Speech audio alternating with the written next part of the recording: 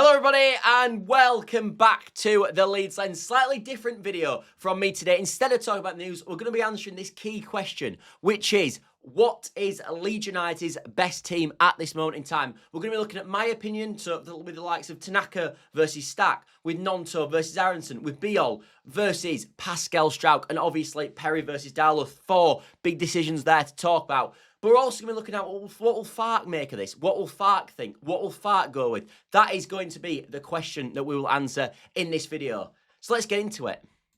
So let's start by looking at the definites then. The people that will get in this team for me, no matter what, at this moment in time. And they consist of Jayden Bogle, Joe Rodon, Gabriel Goodmanson, Ampadu, Longstaff, Okafor, and DCL. And for me, these players are split up into 2 different camps. You've got the players for me without any real competition. For me, I would look at Joe Rodon. I don't think we've got a good right-sided centre-back except him at the football club. I think same with Goodmanson at left-back. For me, I think the same with DCL and Noah Okafor as well. I know we've got Nemecha there. I know we've got Pro there. But for me, DCL's so much a better striker and so much higher calibre than them two that he gets in no matter what if he's fit, basically. And Okafor as well on the left-hand side. And then you look at players that are basically, because of the performances so far this season, getting no matter what at this moment in time. And they are Jayden Bogle for me, Ethan Ampadu and Sean Longstaff. All of them are so much better than their competition at this moment in time that they, for me, are getting no matter what. I look at Bogle versus Justin. It's a no-goer for me at this moment in time. Ampadu versus Gurev, the same. And Longstaff, I think, has been our best midfielder in recent weeks. So all of them get in based on that. So let's look at the first debate then, which is, of course, the battle of the goalkeepers. Karl Darlow versus Lucas Perri. And let's start with Karl Darlow, actually, because I think he's done a really good job since he's come into the team. And I think when you look at the best goalkeeping performances this season so far, for me, it is Karl Darlow's performance away at Wolves and his performance away at Fulham. I thought it was fantastic. And one thing I definitely think he has on Lucas Perri is his kicking. The kicking up to Calvert-Lewin, for me, has been so much better since Karl Darlow's come into the team. However, I do think we're going to have to go back to Lucas Perri. I look at what's happened with Darlow in the most recent game for Spurs. I think that first goal, I think he is culpable a bit. I know there's problems all over the pitch, but I do think he's slightly culpable. I think he could do better there. And I also think the downturn of performances have come in recent weeks with Karl Darlow. I also think with Lucas Perri, this is a guy with massive pedigree, undeniable pedigree. He had such a good time at Lyon last year. His save percentage was outstanding. His claim percentage was outstanding. His errors leading to goal was only 1 throughout the whole of his 33-game campaign in Ligue 1 last season. And we spent £18 million on him. He's got to come back into the starting 11 at some point. So for me, I would go with Lucas Perri in goal. But what do I think Daniel Farke will do? I actually think he will go with Perri as well. I think with Karl Darlow, he's never been his favourite, in my personal opinion. You look how long it took him to drop Elan Meslier last season and bring in Karl Darlow. It took forever. But I do think Karl Darlow's done a job. But for me, and I think Daniel Farke, I think we will go with Lucas Perri in goal. So let's put Lucas Perri into the 11 then. And now let's move on to the defenders. So let's move on to the second debate then, which is, of course, Pascal Struijk versus Yaka Bijol. But we'll start with Struijk, similar to how we started with Darlow. I do actually think he's had a really good time this season, and I like the way he's transitioned into the Premier League. I think he's done a pretty good job. And also, I will say, for the Burnley game in particular, I actually think it potentially suits Pascal Struijk more than it does Yaka Bijol, because I look at the sort of way the game's going to play out, in my opinion. I think this is a game where Leeds United are going to progress the game. I think this is a game where Leeds United should play with a high line. And what does that attribute to? Well, it attributes to attributes like pacing behind being required, which, of course, we know Pascal Struijk's got. It attributes to attributes like ability on the ball, which, again, I think Pascal is the better defender in terms of them 2 attributes. However, having said all that, I would go with Yaka Bijol. I think we have seen mistakes from Struijk in recent weeks. I don't like the fact that he gives people too much time on the ball and doesn't actually ever commit to a defender. I think we've seen that 3 times now. I look at Gyökeres, I look at the Mateus Tel goal at the weekend, and I also look at the Kudus goal, and I think he could get tired on all of them. And I think with Bijol, you won't see that. I also think for Bijol, and the reason I would bring him in for this particular one is he won't be cold. He'll have played 2 games for Slovenia, and we're, of course, although this is a game, as I said, that suits Struijk, we are coming against the worst front line in the division. So for me, that's a good opportunity to integrate Bijol into a game where hopefully he'll get a bit of a confidence boost from a good defensive performance, where he only has to play up against potentially Lyle Foster over a Haaland or an Isak, whoever you want to talk about. So for me, I would go with Yaka Bijol. But all down you Farke do. I think Daniel Farke actually will stick with Struijk because I think this is a really close decision, maybe the closest on the whole team for me. And I think when there's a close decision, we've seen with Daniel Farke, he likes to stick with continuity. I think we've seen that his whole time. I even look at last season when it was Pascal Struijk versus Ethan Ampadu, and Struijk would come back from an injury, and he still continued with Ampadu for continuity at the back, and I think he will continue to do the same here. So I would go with Bijol for what I've said, but I do think that Daniel Farke will go with Struijk. But we'll put Bijol in because, of course, this is my team, not Daniel Farke's. So Bijol makes the 11. Let's move on to the next argument. The next debate for me is Stach versus Tanaka. And I think this one, of all of them, might be the most controversial take in this video. Because what I'm going to say about Stach, I don't think you're all going to get on board with.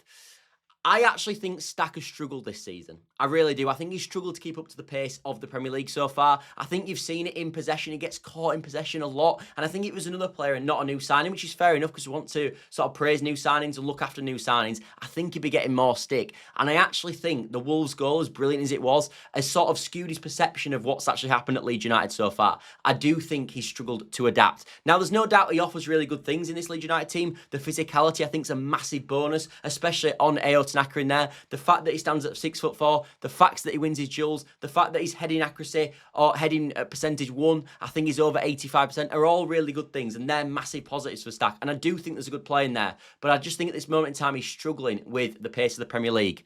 So let's move on to Tanaka, and the reason, as you can probably tell, I would go with Tanaka. The first thing is, I think technically he's the best player in the team for me. In terms of a football IQ, I think he's the best in the team. I think he's got the best touch. I think he makes the best decisions. I think he's arguably the best on the ball as well. I think he's the best in that setting. And I look at the midfield makeup at this moment in time, and you've got Longstaff in there, and you've got Ampadu. They're two facilitators for me, for someone like an Tanaka to perform. They're perfect. Longstaff covers loads of ground, so does Ethan Ampadu. They allow you to have, for me, an Tanaka in this team. And then I look at the balance, and I think with Stach, Longstaff and Ampadu, yes, it's worked, but they're all quite similar in my opinion. All physical, all strong, all pretty good in a duel. But I think Tanaka's something different, and I think he would offer this midfield something different. I like the way he can drive with the ball in midfield. I like the way he can be more creative than the rest of them. Not all the bad footballers, it's just in different profiles. So for me, I would definitely, for me, go with Tanaka in midfield. I think it's clear for me he's the best in terms of a different profile, offers something different in that midfield. But what do I think Daniel Farke will do? I actually think Daniel Farke will stick with continuity here, and I do think, like with Pascal Struijk, he will stick with Stach. He's talked about, obviously, in his press conferences about how much he loves the German, of course, Stach. So I do think he will stick with Stach. But for me, I will go with Tanaka on this one. I think he's really underrated in this team. So, of course, let's put him into the team. There he is. Couldn't find him then. There he is. Let's move on to the next debate. So let's move on to the final debate then. Gnonto versus Busy Brendan. And when you look at what Brendan Aaronson gives the team, I think Busy Brendan sums him up perfectly. If you ask any Leeds United fan who likes Brendan Aaronson at this moment in time, what does Brendan Aaronson bring us? They will say pressing and he works hard. Well, I'm sorry, but I said this yesterday. If it's pressing and working hard, go get me Mo Farah and put him on the right wing. He's a better runner than Brendan Aaronson. He's won gold in the Olympics in the 10,000 and 5,000. He now runs marathons. Go get him. But we're not looking for a runner. We're looking for a footballer. That is the point. He's playing on the right wing. He needs to offer defensive work, but he also needs to offer attacking work. And even in defensive work, when we break that down, one thing he struggles with at this moment in time is he's not strong enough. So even when he gets to a press and he presses someone down, which I do admit he's good at, he can't win the duels. In fact, he's only won 50% of his duels this whole season so far. Yes, he's won a lot of them, but he's been involved in a lot of them because his pressing's so good. But he's only actually won 50% of his duels. And look at what Udogi did to him at the weekend. When he's in a one-on-one, he struggles because he's not strong enough. So he's not that good of a defender, in my opinion. And then we look at his attacking work, if we're being totally honest. He offers nothing going forward for this Leeds United team. He's provided no goals, no assists. All right, he's provided an overhead kick against Bournemouth, which, of course, Calvert-Lewin messed up, but that is about it. And when you compare that to Gnonto and what he brings, especially in an attacking sense, there is nothing. When I was thinking about this video, I was thinking, what does Brendan Aaronson give me that Wilfred Gnonto doesn't in the attack? He's not a better striker of the ball. He makes worse decisions. His pass completion rate is worse. Everything about Brendan Aaronson in an attacking standpoint is worse. The only thing people can say with Brendan Aaronson versus Gnonto is that Aaronson runs more. That is it. So for me, this one's the clearest in the whole team, arguably. It's got to be Gnonto.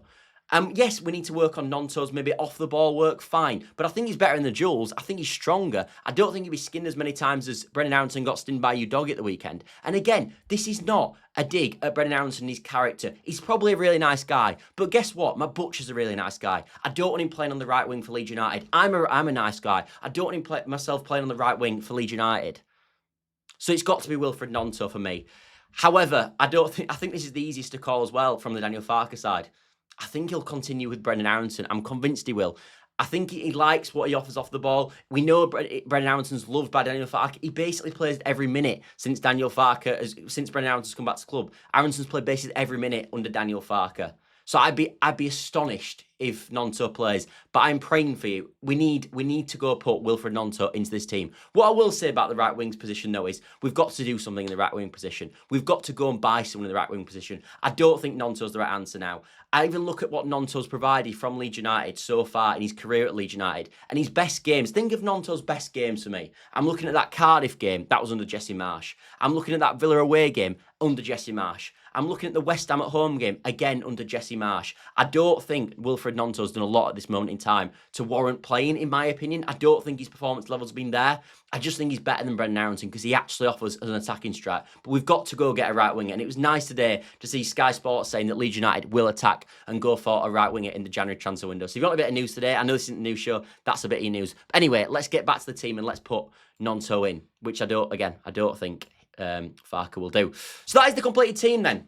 You've got Perri in goal, Goodmanson, Bijol, Rodon, Bogle, Ampadu, Tanaka, Longstaff, Okafor, DCL and Gnonto. So let me know what you think in the comments below. Let me know your team in the comments below. What have I done right with that team? What have I done wrong? And what do you think Daniel Farke will do? Do you agree and all that? And also, if you got to this point, if you have enjoyed the video, if you could drop a like, subscribe, all that good stuff, does massive up the channel. And we'll be back tomorrow with some more Leeds United news, where we'll discuss, actually, what happened today with Sky Sports saying we're going to buy a right winger. So stay around for that tomorrow at 8 PM. But for now, I'll see you all later, everybody. Bye for now.